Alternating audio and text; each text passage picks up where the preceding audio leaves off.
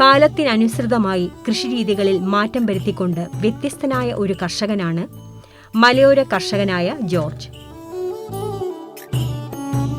സംയോജിത കൃഷിയിൽ നൂതന വിദ്യകൾ പകർന്നു നൽകുന്ന ജോർജിന്റെ കാർഷിക രീതികളാണ് മണ്ണ്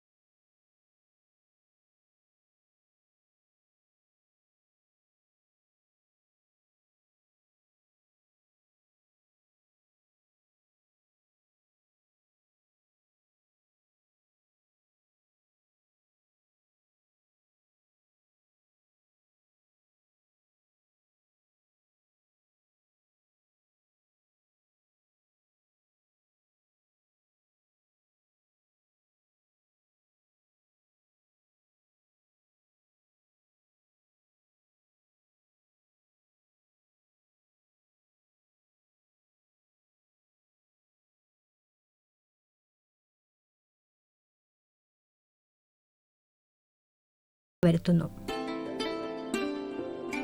ഇവിടെയാണ് ഇടുക്കി ജില്ലയിലെ വെൺമണി സ്വദേശി ജോർജ് വ്യത്യസ്തനാകുന്നത്.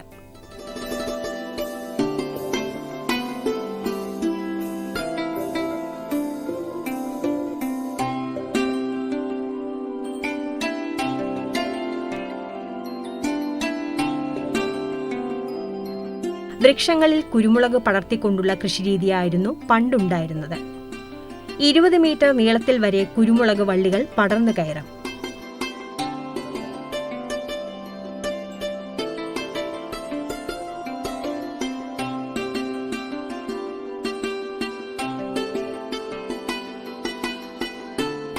ഇതിൽ നിന്നും വ്യത്യസ്തമായി കുരുമുളകിനെ മരമാക്കി മാറ്റി കൃഷി ചെയ്യുകയാണ് ജോർജ്.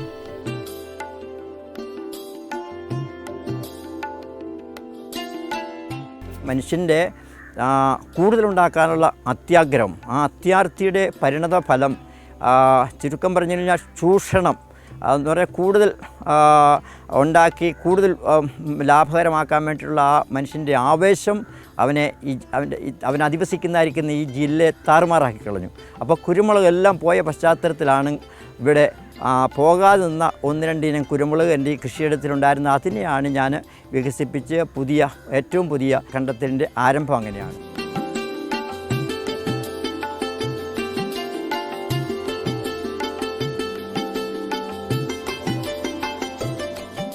ദീർഘമായ മഴയും ശരാശരി ഉയർന്ന താപനിലയും ഭാഗികമായി തണൽ ലഭിക്കുന്ന പ്രദേശവുമാണ് കുരുമുളക് കൃഷിക്ക് ഉത്തമം.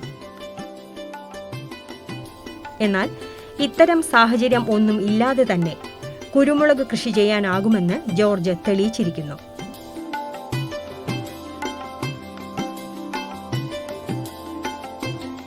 കാലാവസ്ഥാ വ്യതിയാനം ഗുരുതരമായിരിക്കുന്ന പ്രത്യാഘാതം ഉണ്ടാക്കാറുണ്ട്. പക്ഷേ മനുഷ്യൻ്റെ കൃഷിരീതിക്കാണ് മാറ്റം വരേണ്ടത്. കാരണം കാലാവസ്ഥ ഇന്ന് ഇടുക്കി പട്ടയക്കുടി വെൺമണി എന്ന് പറഞ്ഞ പ്രദേശം 2350 അടിയാണ് സീ ലെവലിൽ നിന്നുള്ള ഉയരപരിധി. അപ്പോൾ ഈ പരിധിയിൽ ഒരിക്കലും റബ്ബറോ തെങ്ങോ കശുമാവോ ഉണ്ടാകുന്ന ഒരു പശ്ചാത്തലമല്ല. അപ്പം മഴക്കൂടുതലുള്ള ഒരു മേഖലയായിരിക്കുന്ന ഇവിടെ കുരുമുളകിനും അനുകൂലമല്ല, ഏലത്തിന് അനുകൂലമല്ല, സ്പൈസസിനൊന്നിനും അനുകൂലമല്ല.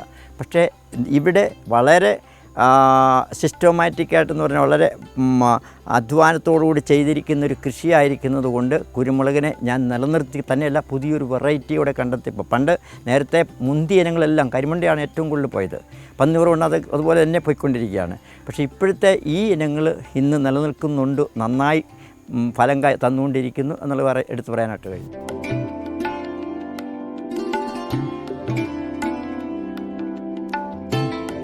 കുരുമുളക് കൃഷിയിൽ മിക്ക കർഷകർക്കും വിലങ്ങ് തടിയാകുന്നത് രോഗബാധയാണ്. ദ്രുതവാട്ടമാണ് പ്രധാനമായും കുരുമുളക് ചെടിയെ ബാധിക്കാറുള്ളത്. തൃപ്പലി ഇത് ഞാൻ ഇറക്കുമതി ചെയ്തല്ല, നമ്മുടെ അഗ്രികൾച്ചർ യൂണിവേഴ്സിറ്റി, കണ്ണൂർ യൂണിവേഴ്സിറ്റി ഇറക്കുമതി ചെയ്താണ് ഈ ബ്രസീലിയൻ തൃപ്പലി എന്ന് പറയപ്പെടുന്ന ഈ ചെടി. അത് നമ്മുടെ രാജ്യത്ത് ധൃതവാട്ടം വന്ന് കുരുമുളക് പോയ പശ്ചാത്തലത്തിൽ അതിനെ പ്രതിരോധിക്കാൻ വേണ്ടി, ധൃതവാട്ടത്തെ പ്രതിരോധിക്കാൻ വേണ്ടി യൂണിവേഴ്സിറ്റി ഇറക്കുമതി ചെയ്ത ഒരു ഇനമാണ് തൃപ്പലി. കുരുമുളക് ചെടിയെ മരമാക്കി മാറ്റുന്ന ജോർജിന്റെ കാർഷിക വിദ്യ കേരളത്തിന്റെ കുരുമുളക് കൃഷിക്ക് പ്രതീക്ഷ നൽകുന്നു.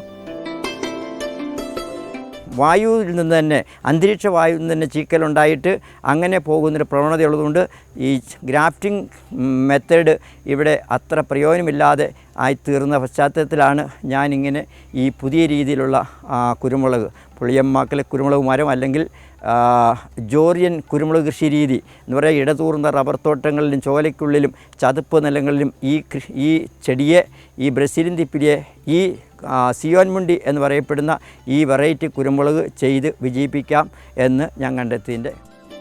കുരുമുളക് കൃഷിയിലെ ജോർജിന്റെ ഈ പരീക്ഷണം വിജയം കൈവരിച്ചതോടെ ഇന്നൊവേഷൻ ഫൗണ്ടേഷന്റെ ദേശീയ അവാർഡും ഇദ്ദേഹത്തെ തേടിയെത്തി.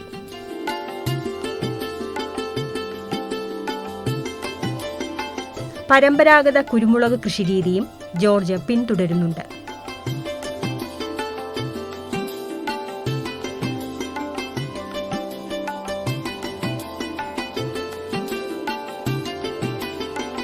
കുരുമുളക് തൈകൾ ഉൽപ്പാദിപ്പിക്കാനായി നഴ്സറിയും കൃഷിയിടത്തിലുണ്ട്.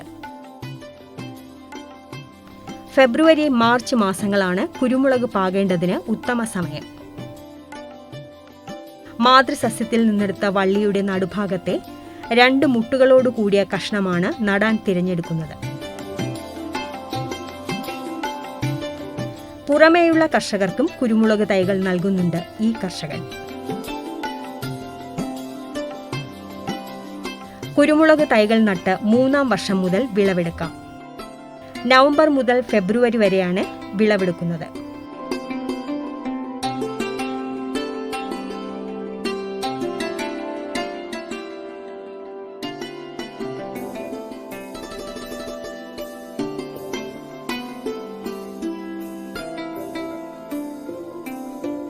ദ്രുതവാട്ടം, അഴുകൽ, തണ്ട് ചീയൽ തുടങ്ങിയ രോഗങ്ങളാണ് കുരുമുളകിനെ ബാധിക്കുന്നത്. ഇവയിൽ നിന്നെല്ലാം ചെടിയെ സംരക്ഷിക്കാൻ വേപ്പെണ്ണ പ്രയോഗം മാത്രമേ ജോർജ് ചെയ്യാറുള്ളൂ. രാസ കീടനാശിനികൾ ഒന്നും തന്നെ ഉപയോഗിക്കാറില്ല. നിരവധി ആൾക്കാർ ജോർജിന്റെ കൃഷിത്തോട്ടം കണ്ടു മനസ്സിലാക്കാൻ ഇവിടെ എത്തുന്നുണ്ട്. ഇവർക്കായി പഠന ക്ലാസുകളും നൽകുന്നുണ്ട്. തന്റെ കൃഷിയിടത്തിലെ വിളകളുടെ വിവരങ്ങൾ ഉൾക്കൊള്ളിച്ചുകൊണ്ടുള്ള ചാർട്ടുകളും ഇവിടെ പ്രദർശിപ്പിച്ചിട്ടുണ്ട്.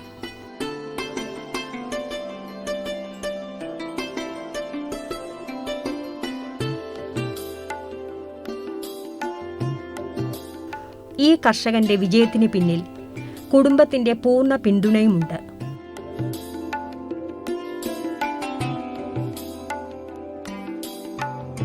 കഠിനാധ്വാനം ചെയ്യാനുള്ള ഈ കർഷകന്റെ മനസ്സ് ഇനിയും ഇദ്ദേഹത്തെ വിജയത്തിലേക്ക് എത്തിക്കുക തന്നെ ചെയ്യും.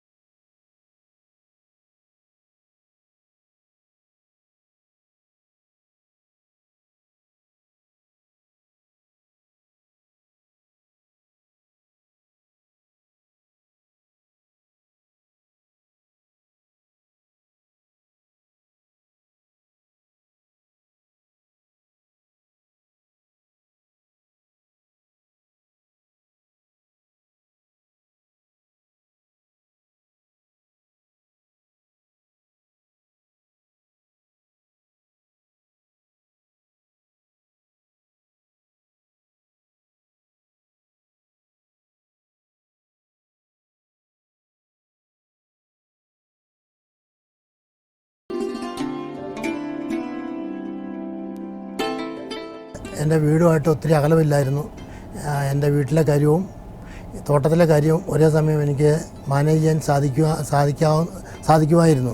അതുകൊണ്ട് ഇവിടെ തന്നെ ഈ സ്ഥലം തന്നെ തിരഞ്ഞെടുത്തു. പിന്നെ യാത്രാ സൗകര്യവും ഉണ്ടായി. നിരന്ന സ്ഥലമായിരുന്നു. വളമിട്ട് കഴിഞ്ഞാൽ മഴയത്ത് ഒലിച്ചു പോകില്ലാത്തൊരു പ്ലേസായിരുന്നു. അങ്ങനെയുള്ള പ്ലേസാണ് ഞാൻ മനസ്സിൽ ആഗ്രഹിച്ചത്.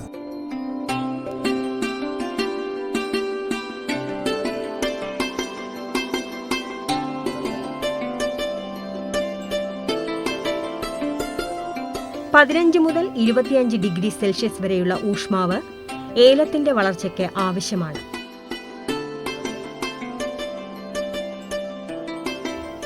(1800 മില്ലിമീറ്റർ മുതൽ 2500 മില്ലിമീറ്റർ വരെ തുടർച്ചയായി ലഭിക്കുന്ന മഴ ഏലം കൃഷിക്ക് ഏറെ ഗുണം ചെയ്യും.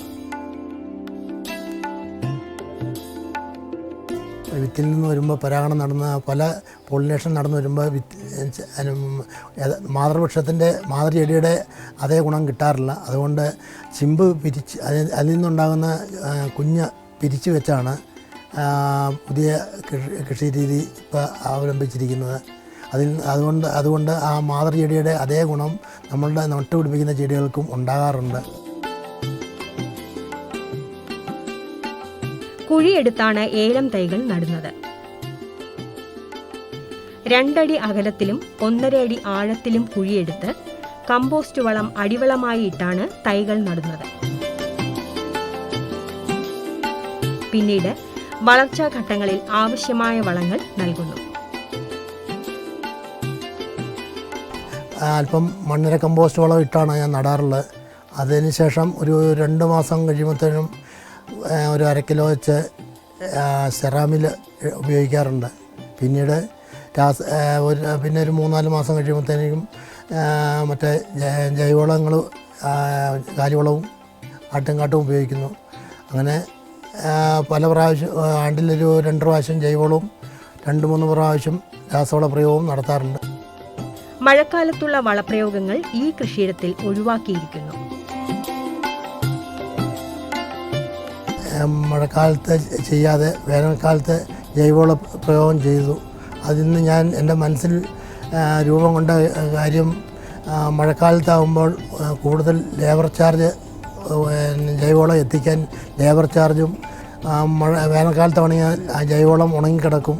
ജൈവവളം ഉദ്ദേശിക്കുന്നത് കാലിവളവും ആട്ടുംകാട്ടുമാണ് ഉപയോഗിച്ചുകൊണ്ടിരിക്കുന്നത്. ഏലം ചെടിയുടെ വളർച്ചയ്ക്ക് തണൽ അനിവാര്യ ഘടകമാണ്. അതിനാൽ ഏലം കൃഷിക്ക് മുൻപേ തന്നെ അതിനുള്ള തണൽ മരങ്ങൾ ഇദ്ദേഹം വച്ചുപിടിപ്പിച്ചിരുന്നു.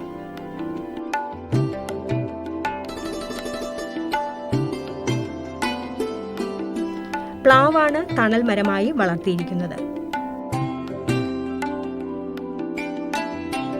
പ്ലാവ്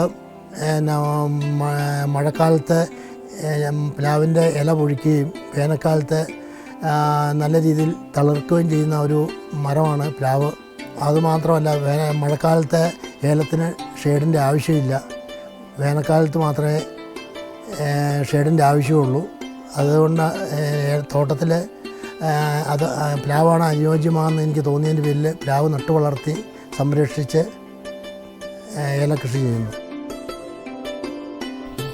ഇടുക്കി ജില്ലയിലെ തോട്ടങ്ങളിലെ മണ്ണിൽ നൈട്രജൻ, ഫോസ്ഫറസ്, പൊട്ടാസ്യം എന്നിവ കൂടുതൽ അടങ്ങിയിരിക്കുന്നു.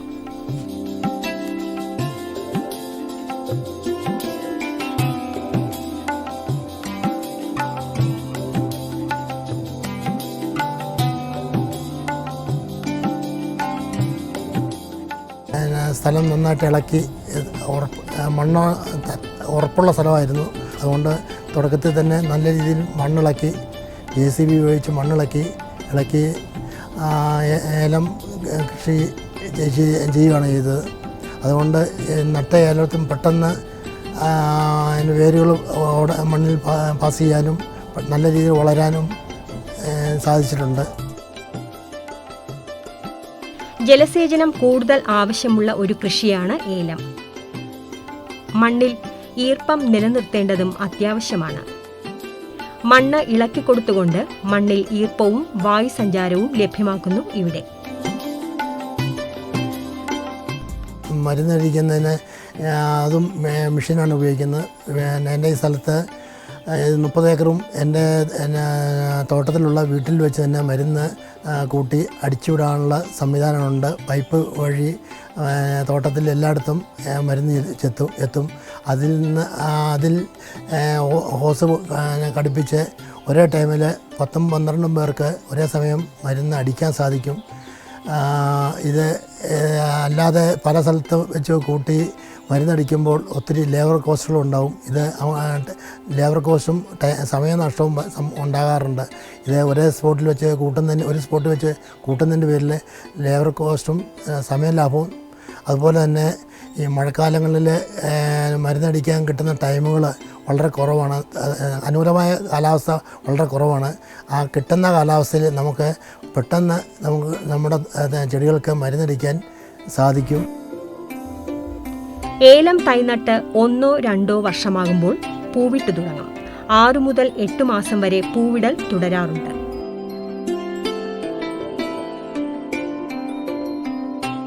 $120 മുതൽ $135 ദിവസങ്ങൾ കൊണ്ടാണ് ഏലക്കായ് പാകമാകുന്നത്.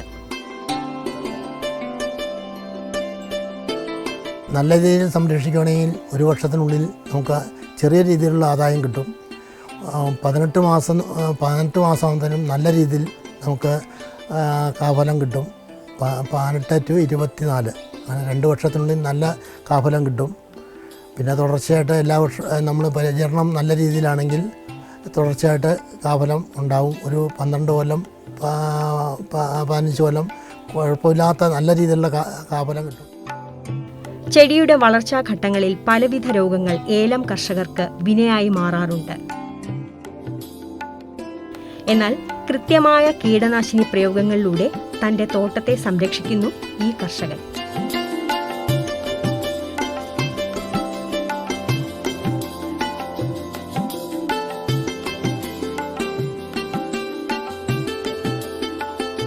തണ്ടുതീർപ്പിന്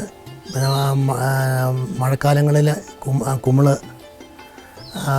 തടമറച്ചിൽ, കുമിള് മുഖേന ഉണ്ടാകുന്ന തടമറച്ചുകൾ, വേരഴുകൽ, അതൊക്കെയാണ് മഴക്കാലത്തുണ്ടാകുന്നത്. അതിന് നമ്മൾ കുമിൾനാശിനിയും സമയാസമയങ്ങളിൽ കീടനാശിനിയും ആവശ്യാനുസരണം ചെയ്യാറുണ്ട്. പഴയ തട്ടുകൾ, ഉണങ്ങിയ ഇലകൾ എന്നിവയെ നീക്കം ചെയ്ത് ഏലം കൃഷിയെ സംരക്ഷിക്കുന്നു.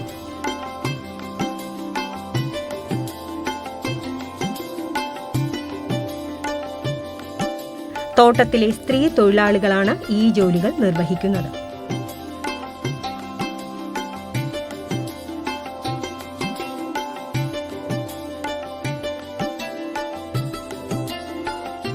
ഏലം കൃഷിയിൽ ഇടവിളകൾക്കും സ്ഥാനം നൽകിക്കൊണ്ട് മറ്റൊരു വരുമാനം കണ്ടെത്തിയിരിക്കുന്നു ഈ കർഷകൻ. തണൽമരമായ പ്ലാവിൽ കുരുമുളകും ഏലം ചെടികൾക്കിടയിൽ ജാതി നടുകയും ചെയ്തിരിക്കുന്നു.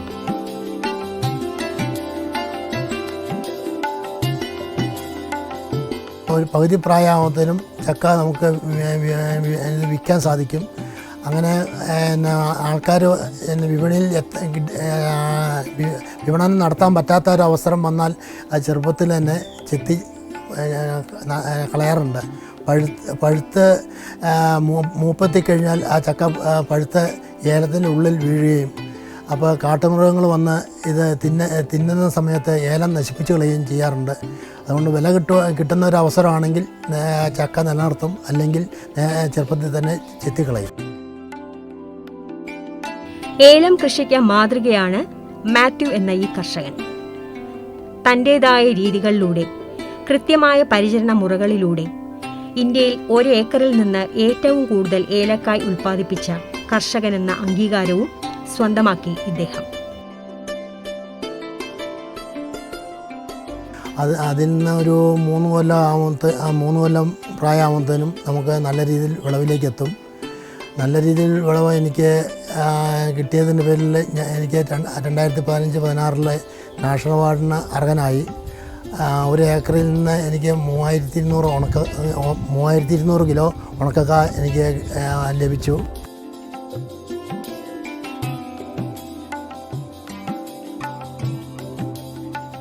മുപ്പത് ദിവസത്തെ ഇടവേളകളിൽ സെപ്റ്റംബർ, നവംബർ, ജനുവരി, ഫെബ്രുവരി മാസങ്ങളിൽ വിളവെടുപ്പ് നടത്തുന്നു. പച്ച നിറമുള്ള പാകമായ കായ്കൾ നോക്കി വേണം വിളവെടുക്കാൻ. കായ് പഴുത്തുപോയാൽ ഉണങ്ങുമ്പോൾ പച്ച നിറം നഷ്ടമാകും. ഇത് വിപണി വിലയെ ബാധിക്കും.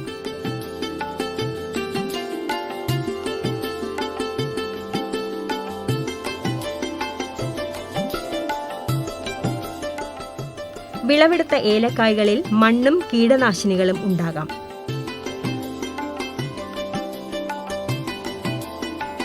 യന്ത്ര സംവിധാനത്തിലൂടെ ഇവ കഴുകി വൃത്തിയാക്കുന്നു.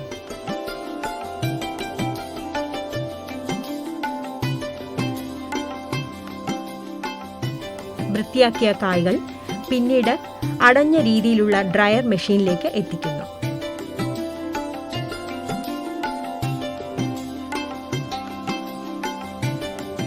നിശ്ചിത സമയത്തിനു ശേഷം കായ്കൾ പാകമായ ഉണക്കിലേക്ക് എത്തുന്നു. ഉണക്കിയാൽ മാത്രമേ കായ്ക്ക് നല്ല കളറ് കിട്ടുകയുള്ളൂ. ഞാൻ കൃത്രിമ കളറൊന്നും ഞങ്ങൾ ചേർക്കാതെ നല്ല സമയത്ത് കാ പറിക്കേണ്ട സമയത്ത് തന്നെ കാ പറിച്ച് നല്ല രീതിയിൽ വാഷ് ചെയ്ത് നല്ല കമ്പനിയുടെ ടയർ മേടിച്ച്